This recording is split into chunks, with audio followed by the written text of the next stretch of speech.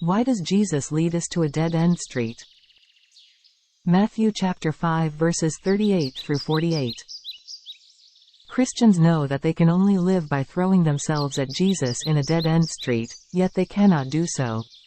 This is the human weakness, sinfulness, and evil nature of Christians. But God, who has made you His children, is perfect. Jesus Christ, who has made Christians His disciples, is perfect. In the past, God promised to engrave a new commandment on the hearts of the Israelites. Who broke the covenant? Jeremiah chapter 31 verse 33, and today, He promises to make Christians perfect with His perfection. Matthew chapter 5 verse 48. There is no other way but the faithful Jesus Christ to remove the sins of Christians. Christians standing on the edge of a cliff. The main text can be divided into two parts. The first part is from verses 38 to 47, which tells us not to resist an evil person. An eye for an eye, a tooth for a tooth is a principle of the world, but Jesus says, I tell you, do not resist an evil person. Loving your neighbor and hating your enemy is also a worldly principle.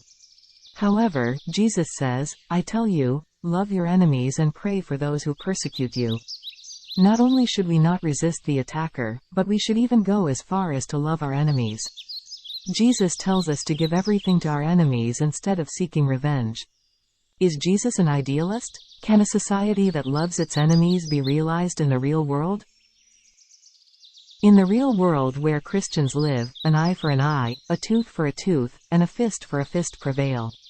The world in which Christians live often wields violence through laws, even more brutally than fists or swords.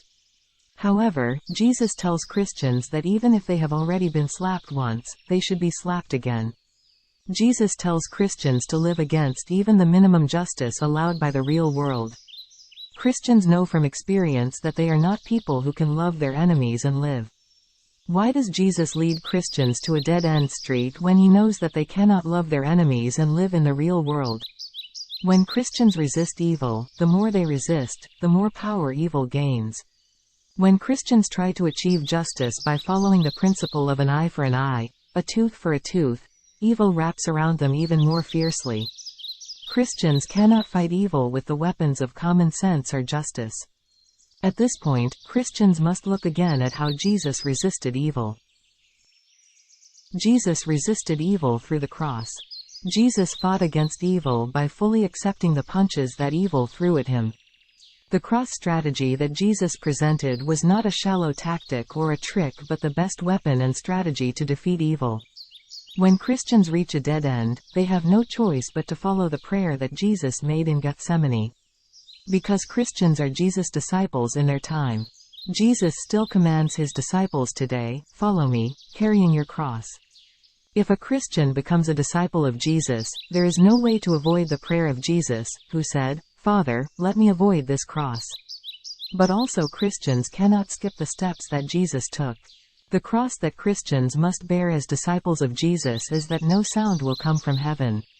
When they pray for the cross to be avoided, just as it was for Jesus. This is the cross that Christians must bear as disciples of Jesus. Thus, you will become sons of your Father who is in heaven, verse 45. There is no other way for a Christian to become one with Jesus Christ apart from this method. Jesus, carrying His cross on His shoulder, leads the helpless Christian into a dead-end alley with no escape. Eventually, Jesus makes the Christian, His disciple and Son of God, stand on the edge of a cliff, just as He was driven to the cross. How can a Christian avoid falling from the cliff? The only option for the Christian is to cling to Jesus, who is pushing them towards the edge. Dietrich Bonhoeffer, speaking of discipleship, points out the gap between Jesus and His disciple. Indeed, if a gap forms between Jesus and the Christian, they cannot help but fall from the cliff. The Christian standing on the edge must cling to Jesus and become one with Him to survive. The unbearable object of evil is not the Christian's power or resistance, nor the justice of the world they belong to. In Romans, Paul argues that a Christian cannot fight and overcome evil through their own efforts, abilities, or hard work. Romans chapter 7. Like Paul, who struggled and cried out, "Who will rescue me from this body of death?" only the Christian who is desperate can realize that the only way and weapon to oppose evil is the cross of Jesus. The Christian has seen, is seeing, and will see nothing but the cross of Jesus. Therefore, when a Christian resists evil and stands up for Jesus, suffering becomes inevitable. The Christian must also endure the mockery of, "No, you are the Son of God, how can you be crucified?" as they are blindfolded, slapped, and asked to guess who hit them. The Bible does not show any other way for Christians besides mockery and the cross. The voice heard by the Christian standing on the cliff: be perfect. This is verse 48, the second part. Verse 48 concludes the text with the words, "As your Father is perfect, so you must be perfect." How tightly should the Christian, who wants to cling to Jesus, hold on to him so as not to fall down the cliff?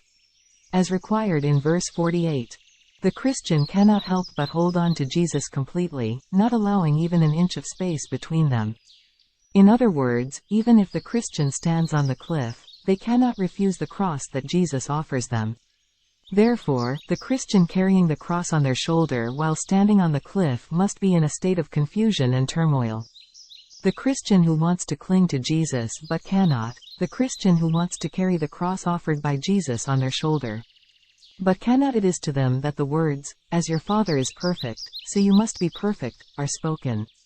The only way for a Christian to attain perfection is for Jesus, who offers them the cross, to make them perfect. God made a covenant with the people of Israel.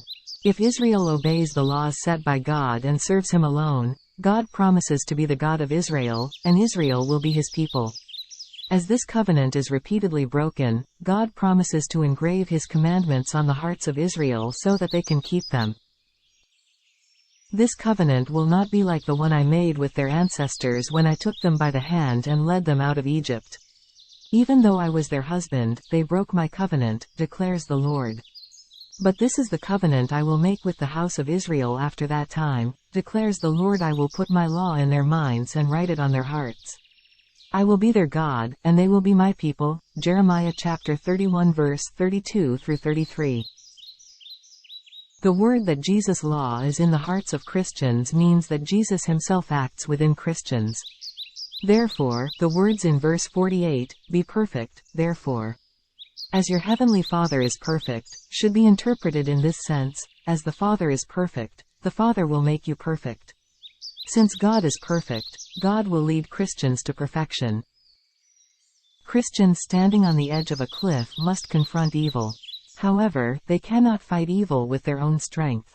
The Christian knows that they can only survive by throwing themselves at Jesus in the abyss, but they cannot do it. This is the human weakness, sinfulness, and evil nature of the Christian.